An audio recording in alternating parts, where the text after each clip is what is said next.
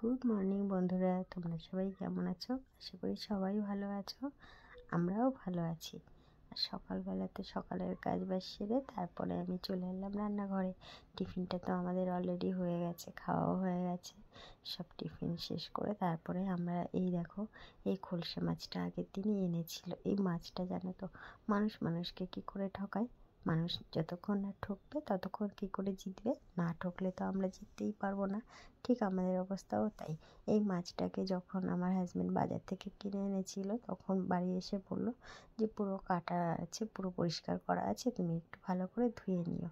আমি যখন মাছটাকে ধুতে গেলাম, আমি তো ভাবলাম যে চট করে ধোয়া হয়ে যাবে, আমি রান্নাটা বসিয়ে দেবো। কিন্তু কাল যখন আমি মাছটাকে তুলতে যাচ্ছিলাম না, আমি জানতাম যে এটা হয়তো মাছটা একটু ঘষে নিতে হয়, কিন্তু দেখলাম যে না, ওর মাছের ভেতরে যে পেটের ভেতরে ময়লাটা ছিল সেটা রয়েছে, কানকোটা রয়েছে।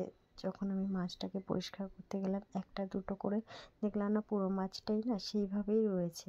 আমি ভাবলাম যে এতগুলো টাকা দিয়ে মাছগুলো কাটিয়ে কী লাভ হলো আমার?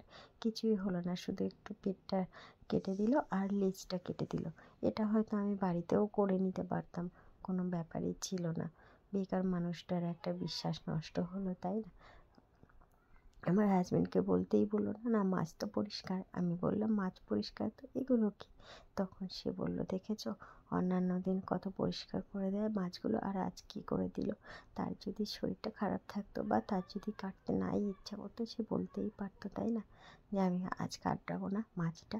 কিন্তু আমি সেই কালকে মাছটার জন্য এই শাক টাকগুলো আমি রেডি করেই রেখেছিলাম। আবার কি করব, আমার যে অনেকটা লেট হয়ে যাবে মাছ ভাজতে, আর সোনাইকে তো স্কুলে আনতে যেতেই হবে, আর সব তো টাইমের মধ্যেই করতে হয় না। আর যখন একটা বাচ্চা বাড়ির বাইরে থাকে, বিশেষ করে তাকে টাইম করে বাড়িতে আনাটাই যেন আমাদের সব থেকে ব্যস্ততা হয়ে যায়। তাকে যখন পৌঁছানোর টাইম হয় তখনও একটা ব্যস্ততা থাকে যে টাইম করে তাকে পৌঁছাতে হবে, আবার আনার সময়ও তাই মনে হয়। তাই আমি খুব তাড়াতাড়ি যতটা পারি রাতের বেলায় সমস্ত কাজ গুছিয়ে রাখি। সেগুলো যদি তোমরা দেখতে চাও অবশ্যই কমেন্ট করে জানিও, আস্তে আস্তে তোমাদের সাথে সব কিছুই শেয়ার করব। কিন্তু সব কিছু শেয়ার করে ওঠা হয় না, কেন কি এই ছোট্ট ভিডিওগুলোর মধ্যে এত কিছু তো আমি এখনও পর্যন্ত করে উঠতে পারিনি। তোমরা যদি আমার পাশে থাকো, ভালোবাসা দাও, অবশ্যই আমি শেয়ার করব।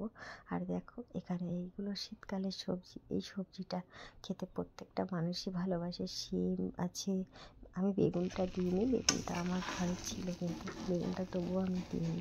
মনে হলো যেন সবজিটা অনেকটা বেশি হয়ে যাবে, এতটা বেশি হয়ে যাবে না। শীতের সবজি আর আমাদের পাশে খুব একটা খাওয়া হয় না, খুবই কম খাওয়া হয়। সেই কারণে অল্প করেই করি, যাতে দিনের দিন শেষ হয়ে যায়। কেন কি বাড়িতে বাচ্চারা বয়স্করা সবাই থাকে কম বেশি, সেই কারণেই আর হয় না। আর এই যে ধনেপাতাটা, এই শীতকালে তো সব কিছুর মধ্যেই একটু ধনেপাতা দিতেই লাগবে, তাই না? বিভিন্ন ছোট ছোট সবজিগুলোকে সরু সরু করে কেটে একটু খলসে মাছটাকে দিয়ে ঝাল করলাম। কেমন হয়েছে জানিও তো, খেতে তো দারুণ হয়েছে, দেখতেও খুব সুন্দর হয়েছে। আর চটপট করে রান্নাটা করে নিয়ে আজকে আমি ভাতটা পেছনে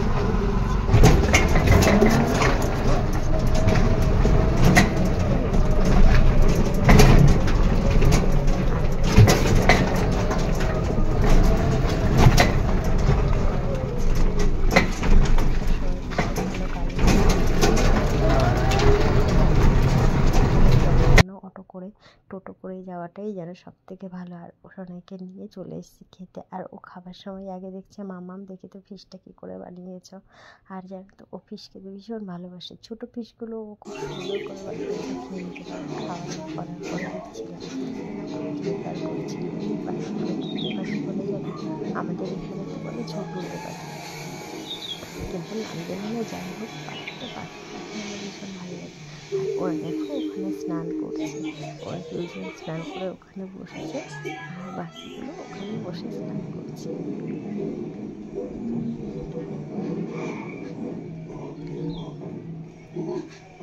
ভালো লাগছে না দেখতে, ভীষণই ভালো লাগছিল। সোনাইকে যখন আমি হেঁটে দেখাচ্ছিলাম, ও তো ভীষণ খুশি হয়েছিল। ও বলছিল আরও আগে ডাকো না যেন। আমি বললাম আমি তো এক্ষুনি দেখলাম, আরও আগে কী করে ডাকবো মানুষকে?